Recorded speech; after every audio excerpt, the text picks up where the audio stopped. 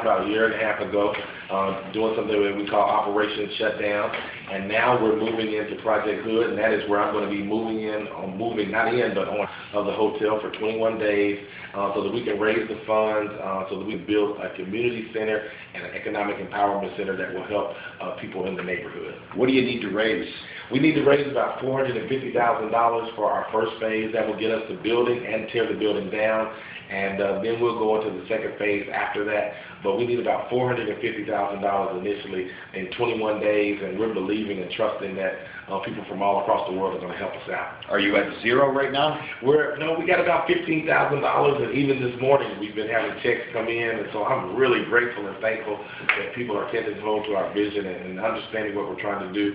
We've learned that when you don't have the resources, that's not the time to cry about your situation and talk about what you don't have. It's time to get creative and think out the box. And even during a recession, I'm finding out that people are very generous, and America is a very generous place, and people are giving, and I really, really, really appreciate it. And talk a little bit about the need for this in the community. There is definitely a need. In this Woodlawn area, just this summer alone, we've had 10 funerals for young black males 25 and under. And there's such an unemployment rate that is real high. We've got social problems, we've got health problems, and so there's so many social giants that need to be tackled. And the only way we can tackle them is to have collaborative efforts.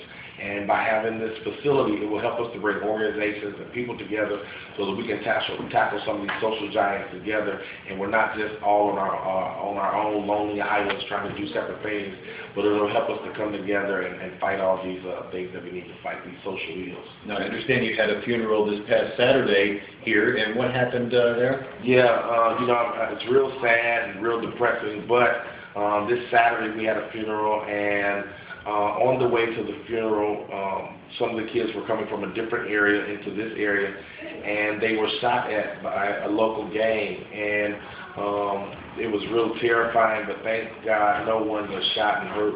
And then inside the funeral, I really felt led that, there was some presence of still tension, and so I felt like there were people who had guns, and so I told them, I believe there were people here who have guns, and I need you to turn those guns in.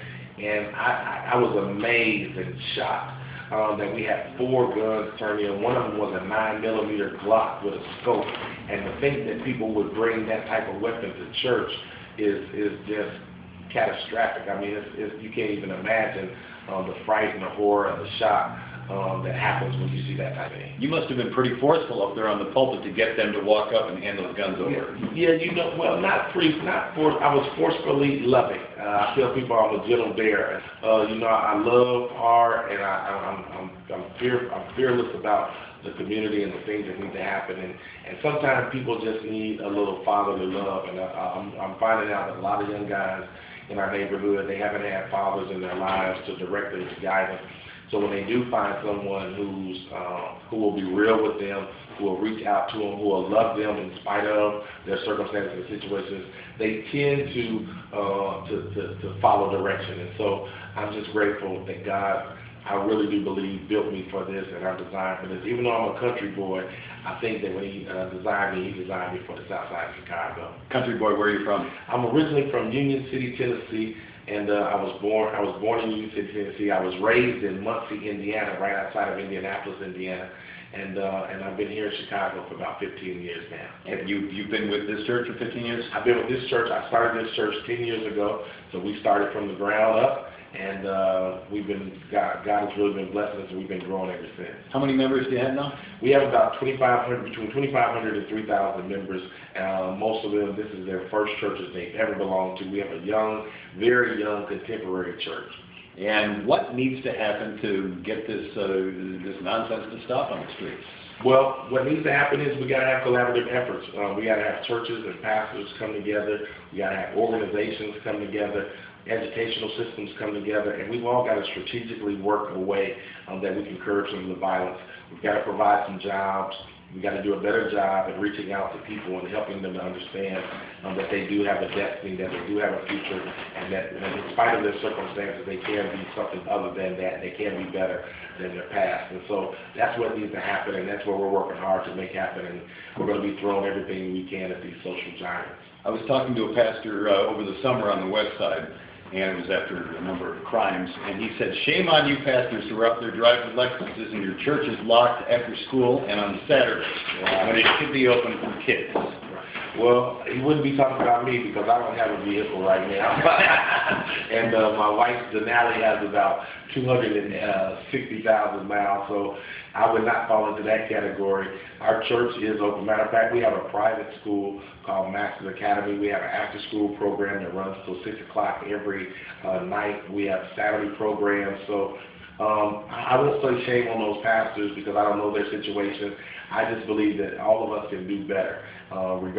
Even our church, even myself, we can all do better. We can all aspire to go higher, and we can all help humanity in a better way. So it's not just one pastor or another group of pastors, but all of us are guilty. Now, are you prepared to do 21 days up there? The weather could get a little rough. I'm prepared. I think I'm prepared, but you never know until it happens. I've got a company that donated us a lot of Arctic supplies, and so I've got a nice Arctic sleeping bag, and I've got an Arctic tent, and so I'm hoping that everything is going to be all right, and I'm trusting that everything is going to be all right, and we'll see what happens. I'll survive. All right. Thank you very much. Pleasure to meet you. I appreciate it. And then you're going to have a program outside at 10 o'clock? Yes, we're going to be out there at 10 Okay. o'clock, and we're going to get started in just a little bit. Terrific. Thank you for taking so the much. time. Do you have a card? I don't. I'm waiting for them to print, and I gave them your all my information. I appreciate it. All right, thanks again. Good looking out.